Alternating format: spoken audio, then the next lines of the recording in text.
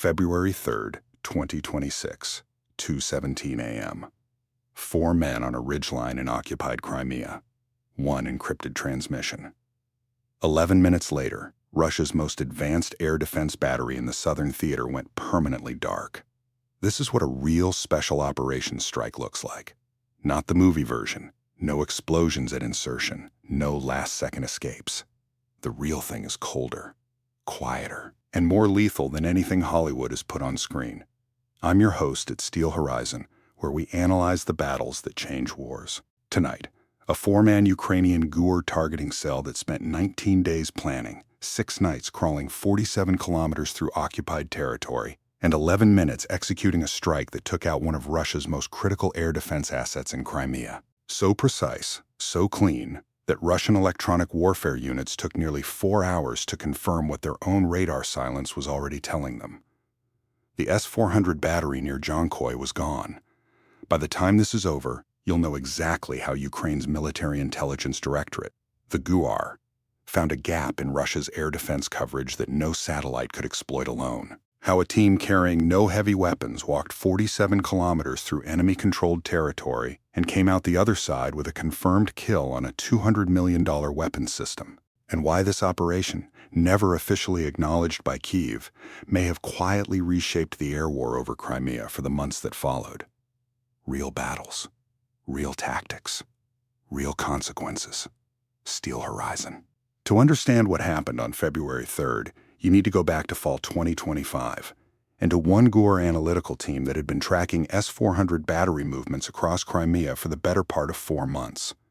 Russia's air defense laydown in Crimea by late 2025 was dense. After the Black Sea Fleet losses throughout 2024 and into early 2025, Moscow had doubled down on its anti-access strategy in the south, pouring S-400 Triumf systems, Panzer S-1 close-in defense batteries, and Tor M2 short-range units into the peninsula in what Russian state media called a steel dome over the occupied territory. On paper, the coverage was formidable. The S-400, with its 40 N6 missiles capable of engaging targets at ranges out to 400 kilometers and altitudes up to 30 kilometers, was the backbone of that system. But radar coverage is physics, and physics doesn't negotiate. The analytical breakthrough came in November 2025, when a junior GUR signals intelligence officer, named in Ukrainian reports only by her call sign, Sova, meaning owl, noticed something in weeks of accumulated radar emission data. The S-400 battery near Jankoy, in central Crimea, was emitting in patterns inconsistent with a fully functional, fully confident air defense posture. Its 91N6E acquisition radar was rotating at irregular intervals. Its 92N6E engagement radar, the one that actually guides missiles to targets, was cycling through extended diagnostic modes far more frequently than doctrine allowed. I went through the declassified Ukrainian signals assessments from this period, and one detail kept surfacing. The battery near Jankoy had been physically repositioned, not once, but twice, between September and December 2025. 2 repositions in 4 months isn't routine maintenance. That's a crew that knows something is wrong with where they're standing. What Sova and her team concluded, the battery had been moved because its operators were compensating for a known coverage gap. Russia's radar placement in Crimea was designed to interdict aerial approaches from the north and northwest, the most direct vectors for Ukrainian cruise missile strikes launched from mainland Ukraine. But that geometry created a shadow, a corridor along the peninsula's southeastern ridge where terrain masking, combined with the angular limitations of the 91N6E radar's elevation scan, created a 22-kilometer blind spot. Not a gap you could fly a jet through, but one you could approach on foot, one a laser designator could exploit from the inside. The question was whether any team could reach that ridge. Which weapon would you trust to take down a $200 million S-400 battery? HIMARS precision rockets, a naval drone, or a 4-man GUR ground team with laser designators? Comment your answer below. The answer this story gives might surprise you. GUR analysts spent 11 days running the math on infiltration routes before settling on the Sivash option. The Sivash, the system of shallow lagoons and salt marshes separating Crimea from mainland Ukraine, had been contested ground since 2022. Russian border security there relied primarily on surveillance drones and checkpoint patrols, with ground sensor arrays concentrated along the more accessible crossing points. The crossing point GUR planners selected was a fishing village whose name doesn't appear in this report. Fewer than 40 households on the Savage coast, where local fishermen had been running the waterway for generations. The four-man team came from GUR's Special Operations Directorate. Ukrainian sources identify them only by call signs: Bars Leopard, Kruk Raven, Viter Wind, and Zoria Star. Their combined experience included previous deep insertion missions in occupied territories, signals intelligence collection operations, and at least one prior laser designation mission against a Russian logistics hub in 2025. They weren't new to this kind of work. What made this mission different was the distance and the duration. 47 kilometers of occupied territory, moving in two-man cells to reduce detection probability, covering ground over 6 consecutive nights with daylight halts in pre-identified concealment positions. Collapsed agricultural structures, drainage culverts, a stretch of overgrown industrial complex on the outskirts of a small town whose electricity had been unreliable for months. They carried no crew-served weapons, no anti-tank systems, no communications equipment heavy enough to require a second man. Their loadout was stripped down. Encrypted burst transmission radios, AN/PEQ1 SOFLAM laser designator units, emergency extraction beacons, 4 days of compressed rations, medical kits, and the kind of silence that comes from training until breathing itself becomes disciplined. The insertion began January 14th, 2026. Stay with me, because what happens in the next 18 minutes of this story is the moment a four-man team with no heavy weapons holds a lock on a radar array worth more than a modern destroyer escort. The first 3 nights went according to plan. Then, on the 4th night, January 17th, something went wrong. Bars and Kruk, operating as the lead cell, were approaching a pre-identified crossing point when a Russian UAV, almost certainly an Orlan-10 reconnaissance drone, began a slow, spiraling pattern over the area they needed to cross. The drone's thermal sensor could detect a human heat signature at distances up to 3 kilometers under favorable atmospheric conditions. That night, -4 Celsius, clear skies, light wind from the northwest. Favorable conditions. The team had 40 minutes before their movement window closed, and they'd have to abort to their daylight concealment point 2 kilometers back. Moving back risked crossing ground they'd already traversed, doubling detection probability. Moving forward meant timing a crossing under an active surveillance drone at the moment when thermal contrast between body heat and frozen ground would be at its maximum. Viter made the call. The team activated thermal suppression blankets, military-grade materials that reduce infrared signature to near ambient temperature, and crossed in a single 40-meter sprint, one pair at a time, during the 3-second intervals when the Orlan-10's camera angle, based on its observed flight path, would be looking away. Both pairs made it. The drone completed its pattern and left. The mission continued. That single 40-meter sprint, made under a Russian surveillance drone at 4 in the morning, is the detail that stuck with me when I read through the operational summary, because it illustrates something that gets lost in the discussion of drone warfare and precision missiles and satellite intelligence. The irreplaceable human judgment of a special operations soldier who has to make a life-or-death call in 3 seconds with incomplete information and no safety net. How many vehicles did Ukraine destroy in the S-400 strike that followed? 2 radar vehicles and 1 command unit. B, the radar array, the command vehicle, and 1 support vehicle. C, all 4 battery components were destroyed. Drop your answer in the comments. We'll give you the confirmed assessment at the end. On the night of January 18th, the team reached their forward concealment position, an abandoned agricultural storage facility approximately 12 kilometers from the ridge. They halted for 2 full days, conducting observation, confirming their route, and receiving updated intelligence from GUR headquarters via encrypted burst transmission. The update included revised coordinates for the S-400 battery based on the most recent synthetic aperture radar satellite pass. The battery had moved again, slightly, within its established operating area. The new position actually improved the targeting geometry for a HIMARS strike from the northwest. Subscribe to Steel Horizon if you want to understand how modern warfare actually works. Because this kind of layered intelligence, ground truth verification, and precision coordination is what separates a successful deep strike from a catastrophic failure. The team resumed movement on January 20th. 3 more nights, 14 more kilometers. A river crossing that required improvised flotation devices fashioned from sealed compression sacks. A checkpoint bypass that consumed 4 hours and added 6 kilometers to their route. And finally, on the morning of January 21st, BARS transmitted a single encrypted code word to GUR headquarters. They had reached the ridge. The observation post wasn't a hole in the ground. It was a carefully constructed hide site in a fold of terrain 2, 4 kilometers from the battery's outer perimeter, within effective range of the AN/PEQ-1 SOFLAM laser designator, which can paint targets with a NATO standard laser code at ranges up to 5 kilometers under clear atmospheric conditions. The hide site was concealed with thermal blankets staked to eliminate IR signature, and the team maintained strict emissions control, communicating only via encrypted burst transmissions of less than 300 milliseconds to defeat Russian direction-finding assets. From January 21st to February 2nd, 12 days, the team observed, documented, and transmitted. What they learned was invaluable. The battery's 91N6E Big Bird acquisition radar typically activated at 11 p.m. local time and ran continuously until 6 a.m., with a shutdown cycle that took approximately 7 minutes to execute fully.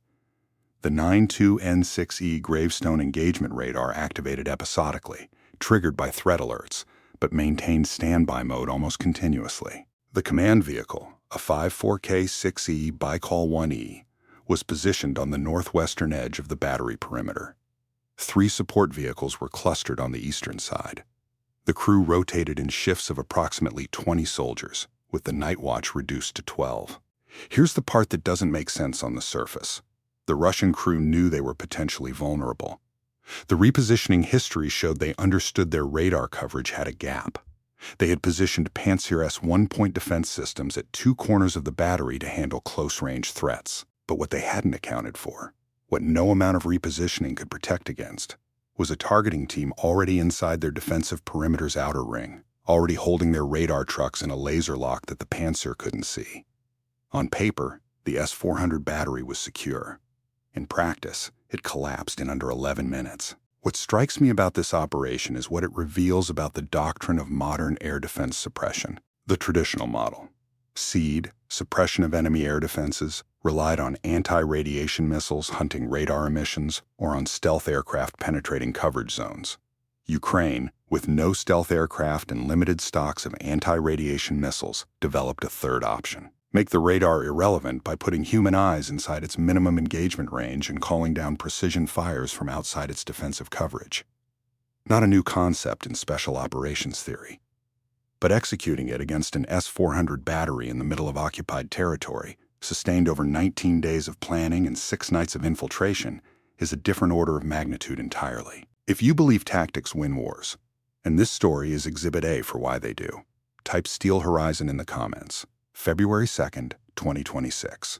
The team transmitted their final targeting package to GUR headquarters. It included precise GPS coordinates for the 91N6E radar vehicle, the 92N6E engagement radar vehicle, and the 54K6E command vehicle, confirmed by visual observation over 12 days and cross-referenced against satellite imagery from 2 separate collection platforms. Attached was a recommended strike window between 2 a.m. and 2:30 a.m. on February 3rd, during the period when the battery would be at minimum crew posture and when atmospheric conditions.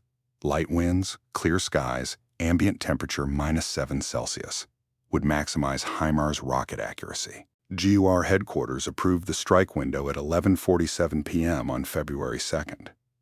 The HIMARS, an M142 high-mobility artillery rocket system, range extended with M31A2 GMLRS rockets capable of hitting targets up to 80 kilometers away with a circular error probable of under 5 meters, had been pre-positioned at a firing point selected for its geometric relationship to the target. The crew had been on standby since midnight.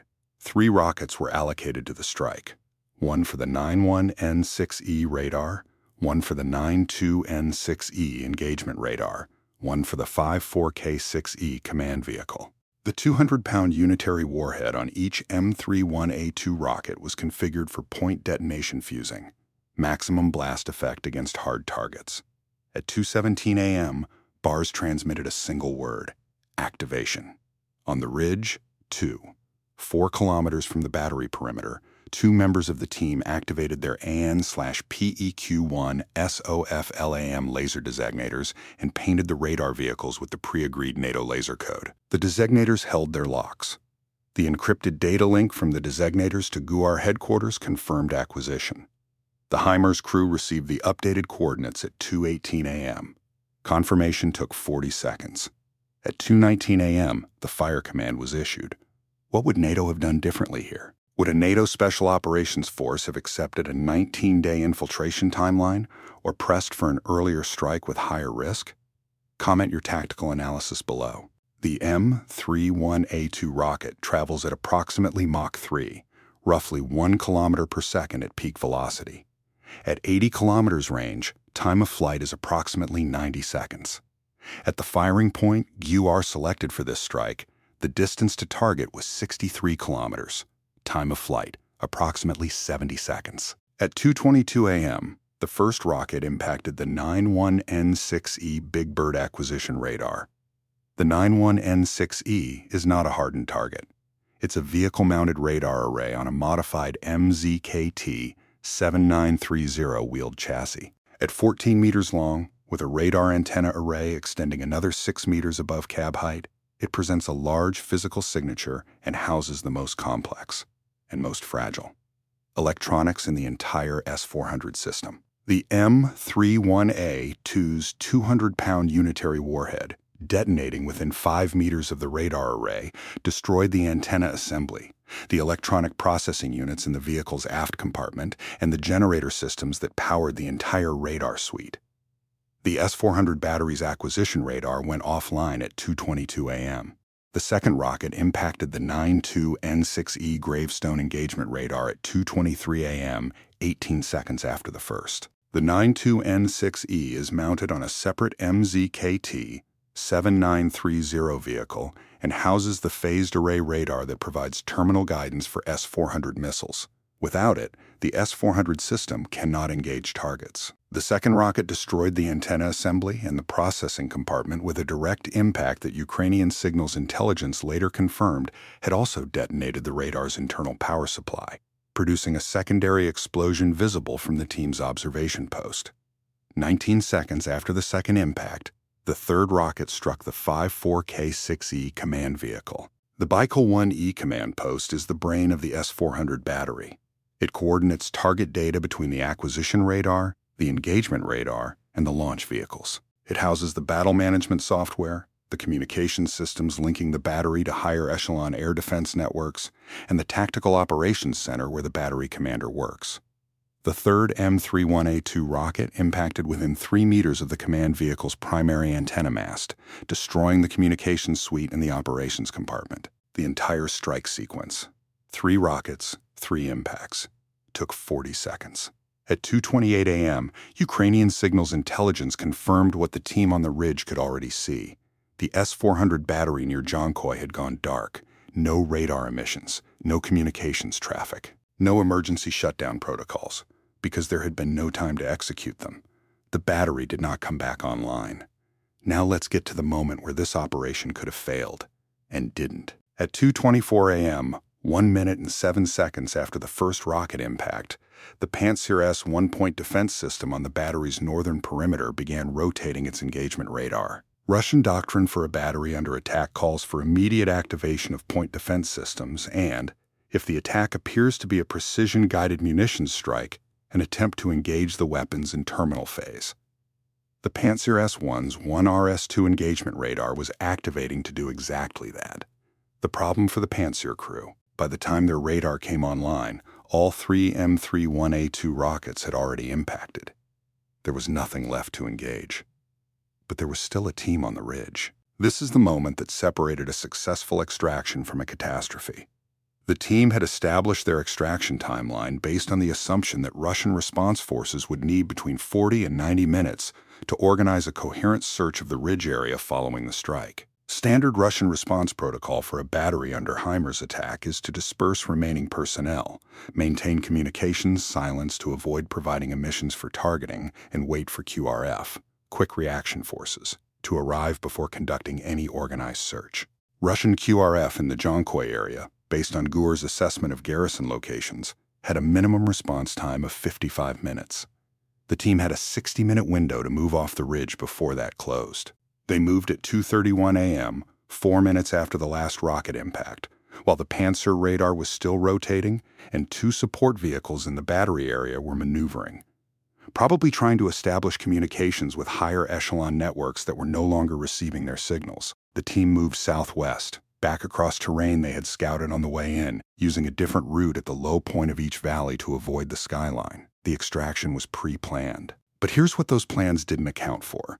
A separate Russian patrol, unrelated to the S-400 battery, had been tasked with checking a road junction 4 kilometers from the team's extraction route sometime in the early morning hours of February 3rd. BARS received warning of the patrol via an encrypted message from GUR headquarters at 3:47 a.m., 20 minutes before the patrol was expected to reach the junction.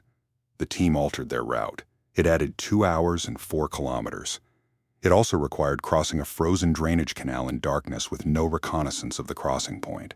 Viter went into his waist in water that was just above freezing. He completed the crossing. The team continued. At 6:33 a.m., with dawn beginning to gray the eastern horizon, the team reached their daylight concealment point and went to ground. They would wait 17 hours. At 11:48 p.m. on February 4th, 31 hours after the strike, the team reached a pre-designated maritime extraction point on Crimea's southeastern coast. A Ukrainian maritime drone, operating in a support role rather than its standard attack configuration, confirmed the team's beacon signal and relayed their position to an extraction asset. The details of the extraction method are not in the public domain. What is confirmed, all 4 members of the team extracted successfully. They had walked 47 kilometers into occupied Crimea, spent 12 days in a concealed observation post 2, 4 kilometers from an active Russian air defense battery, held laser locks on 3 target vehicles and transmitted targeting data that guided 3 HIMARS rockets to 3 direct hits, and walked out again. Here's the honest take that some viewers won't like. Russia's failure at Jonkoy was not primarily a technology failure.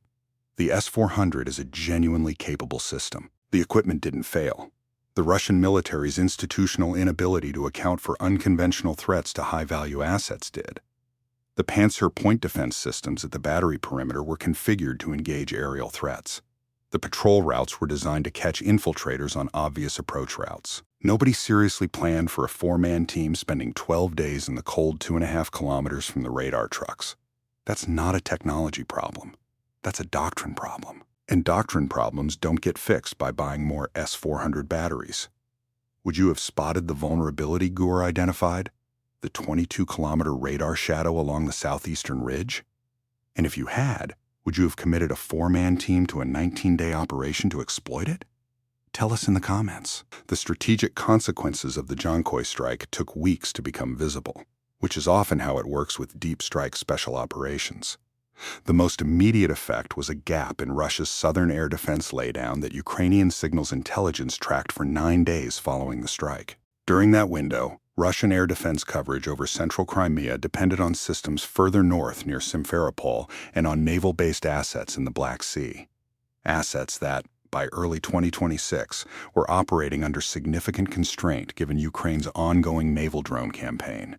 The gap wasn't wide enough to collapse Russian air defenses in Crimea, but it was measurable, and measurable gaps get exploited. Ukrainian General Staff reports from late February 2026 indicate that the period following the Jonkoy strike saw an increase in successful Storm Shadow and SCALP, e.g. cruise missile strikes against targets in central Crimea, ammunition storage facilities, a fuel depot near the M18 highway, and a railway switching yard servicing Russian logistics traffic. Whether those strikes were directly enabled by the gap created at Jonkoy isn't confirmed in public reporting. But the correlation is there, and experienced air campaign planners will recognize what it means.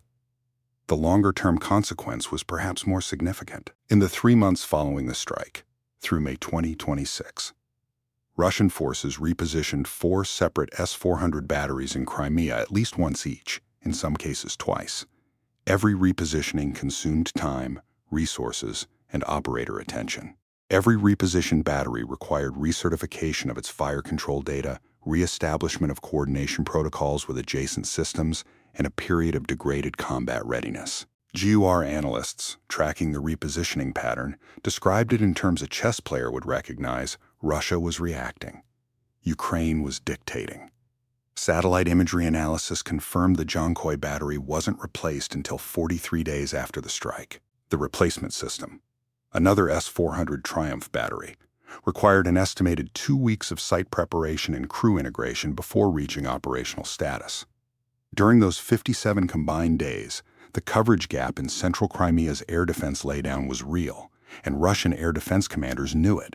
One more thing that rarely gets discussed: the cost ratio. The GUR operation at Jankoy consumed 4 operators, their equipment, a HIMARS crew, and 3 M31A2 rockets across 31 days of planning and execution. The M31A2 costs approximately $160,000 per rocket, so 3 rockets is roughly $500,000 in munitions. The S-400 battery destroyed, including the 91N6E acquisition radar, the 92N6E engagement radar, and the 54K6E command vehicle, represents approximately $200 million in replacement value, plus 57 days of lost coverage, 400 to 1. That's the cost-exchange ratio of a perfectly executed special operations ground targeting mission against a peer competitor air defense system. Will GUR conduct more operations like this? Comment why yes or no. And if you've heard about similar Ukrainian special operations in 2026, we read every comment. What this operation teaches both sides is something military theorists have understood in the abstract for decades, but that combat tends to prove concretely. An air defense system's most dangerous vulnerability is not its radar frequency or its missile range. It's the human assumption that the enemy will approach from directions you're prepared to defend. Russia prepared for aerial approaches from the north and northwest. It did not prepare for a targeting team that approached on foot from the southeast over 6 nights and then lay in the cold for 12 days waiting. That institutional blindness to unconventional threats against high-value assets is the lesson that should outlast every technical detail of this operation. Now, the answer to our quiz. How many vehicles did Ukraine destroy in the strike? 3 primary vehicles, the 91N6E Big Bird acquisition radar vehicle, the 92N6E Gravestone engagement radar vehicle, and the 54K6E Baikal 1E command post vehicle. That's answer B from our earlier question. The 2 Panzer S-1 point defense vehicles and the launch vehicles were not targeted. GUR's priorities were the sensors and the brain of the system, not the weapons themselves. Destroying the missiles without destroying the radar and command post would have left Russia able to replace the missiles quickly. Destroying the radar and command post left them with launch vehicles that couldn't function as an integrated battery. 3 vehicles destroyed. 1 battery eliminated. 57 days of air defense coverage lost over central Crimea. Before we close, 3 questions worth sitting with. Was a 19-day planning cycle and 6-night infiltration, with all the risk that entails, the right operational choice, or should GUR have accepted lower targeting precision in exchange for a faster, lower-risk strike? The case for patience is the confirmed kill on a $200 million system. The case for speed is what happens if one of those 4 men doesn't make it home. Could Russia have prevented this? Not with the doctrine and posture they had in place. The repositioning history shows their commanders sensed a vulnerability they couldn't quite define. The answer to a threat you can't define is aggressive, unpatterned patrol activity in the areas you're most concerned about. But Russian forces in Crimea by early 2026 didn't have the personnel density or operational flexibility to execute that kind of defense in depth. And what would you have done differently? As the GUR team leader, holding a laser lock on a $200 million radar array with 11 minutes between your signal and the first impact? Subscribe to Steel Horizon, because we break down the battles that textbooks will study for decades. The ridge near Jankoy is quiet now. The crater where the 91N6E radar stood has been bulldozed. The replacement battery has been operational since late March. But the crew of that original battery, the radar operators who never heard the HIMARS rockets coming, the commanders who repositioned twice and still couldn't find the gap in their own defenses, they know what happened there. And 4 GUR operators, somewhere in Ukraine, know it too. Real tactics, real consequences. Steel Horizon.